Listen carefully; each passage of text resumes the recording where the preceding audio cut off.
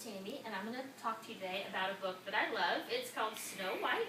The story, it's an old German fairy tale that was published by Brothers Grimm in 1812. And y'all know it from Disney, but actually, it was actually a long time ago in 1812. That was many, many years ago. So we're going to talk about Snow White. A lot of you already know this story. Snow White lived in a kingdom. She was a very lovely princess, and she lived in a kingdom far away. Her stepmother, the queen, was cruel and vain. She hated anyone whose beauty rivaled her own, and she watched her stepdaughter with angry, jealous eyes. The queen had magic powers and owned a wondrous mirror, and it spoke to her every day as she stood before it. She would say, "Mirror, mirror on the wall, who's the fairest of them all?" And every day, every single day, the mirror answered, "You are the fairest one of all, O Queen, the fairest our eyes have ever seen." As time passed, Snow White grew more and more beautiful, and the queen grew more and more envious. So she forced the princess to dress in rags, and she made her work in the kitchen from morning till night. Despite all the hard work, Snow White stayed sweet, gentle, and cheerful. Day after day, she washed and swept and scrubbed, and day after day, she dreamed of a handsome prince who would come and take her off to the castle. One day, when the queen spoke to her mirror, it replied with words she had been dreading. She said, "Mirror, mirror on the wall, who's the fairest of them all?" And you know what the mirror said? It said, "Snow White. Lips red as a rose, hair black as ebony, skin white as snow." The queen was so angry. "She must be destroyed," she said. The queen sent for her huntsman. "Take Snow White deep into the forest," she said, "and there, my faithful one, kill her." The unhappy man begged the queen to be merciful, but she would not be persuaded.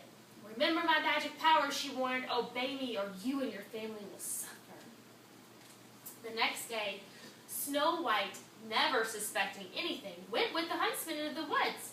When they were deep in the woods, the huntsman drew his knife, and suddenly he fell to his knees. "I can't kill you," he sobbed. "Forgive me, sweet princess." It was the queen who ordered you dead. Oh, look at her. She was frightened. "The queen," gasped Snow White. "She's mad with jealousy," said the huntsman. "She'll stop at nothing to destroy you. Quick, run away and don't come back. I'll lie to the queen. Now go, run, save yourself." She ran into the forest, and it was dark and scary. Frightened, Snow White fled through the woods. Tangled branches tore her clothes. Sharp twigs scratched her arms and legs. Strange eyes stared at her from the trees. Danger lurked everywhere. Snow White ran and ran and ran. At last, Snow White fell wearily to the ground and began to weep. The gentle animals of the forest gathered around and tried to comfort her. Chirping and chattering, they led her to a tiny cottage. "Oh," said Snow White, "how sweet! It's just like a little doll's house." But inside, the little tables and chairs were covered with dust, and the sink was filled with dirty dishes. "My," said Snow White, "perhaps the children who live here are orphans and need someone to take care of them. Let's tidy everything up. Maybe they'll let me stay and keep the house for them." The animals all helped, and soon the place was spick and span. Meanwhile, the 7 dwarfs who lived in the cottage were starting home from the mine. When they worked on their way, they sang, "Hi-ho, hi-ho, it's home from work we go." See, they're all coming home from work. The dwarves were amazed to find their house was so neat. It's never been that clean before. They were even more amazed when they tiptoed upstairs and saw Snow White, a sleeping girl. Said the dwarf, called Doc. "She's pretty," said the one named Sneezy. But beautiful," said Bashful. "Bah," said Grumpy. "She's going to be trouble. Mark my words." Snow White woke up with a start. "Why are you not children?" she said. When she saw the dwarfs, "You're little men." The dwarfs gathered around her. "I read your names on the bed," she said, Snow White. "Let me guess who you are. You must be Doc. And you must be Bashful. And then there's Sneezy and Sleepy and Happy and Dopey. And you must be Grumpy." I bet you can't point Grumpy out. When Snow White told the dwarfs of the queen's plan to kill her, they decided that she should stay with them. "But we're asking for trouble," said Grumpy. "But we can't let her be caught by the wicked queen. Wicked queen," said Doc. The others all agreed. That night after supper, they all sang and had a wonderful time together. Sleepy tooted the horn and Grumpy played the organ.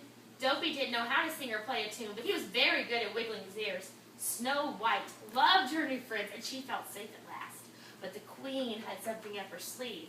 Oh, she found out that Snow White was still alive. With a magic spell, she turned herself into an old peddler woman. She filled a basket with apples, putting a poisoned apple on top. "One bite," she crackled, "and Snow White will sleep forever. Then I will be the fairest one of all." The next morning when all the dwarfs went, they told Snow White, "You better be careful for any strangers." She kissed him and said, "Don't worry a bit, I'll be just fine." A few minutes later, the queen came to the kitchen window. "Baking pies, dearie?" she asked. "It's apple pies that in love. Taste one of these," she said. She held out the poisoned apple for Snow White. Snow White remembered the dwarf's warning. "But what harm can a poor old woman do?" she thought. "And that apple does look delicious." She bit the poisoned apple, then with a sigh she fell to the floor. Oh, told by the birds and the animals that something was wrong, the dwarfs raced back to the cottage. They saw the queen sneaking off and ran after her. As the storm clouds gathered, the rain began to fall. The dwarfs chased the queen up high on a rocky mountain. Up they went to the very top. Crack! There was a flash of lightning, and the evil queen fell to her doom below. But what you don't know is Snow White was asleep. She fell under a curse, a sleeping spell. And the only person that could ever break the spell was her one true love. The prince found out, and he came, and he gave her a kiss, and he woke her up from the sleeping spell, and they lived happily ever after. I love this story. I think it's one of my favorite children's books, and I hope you enjoy it too.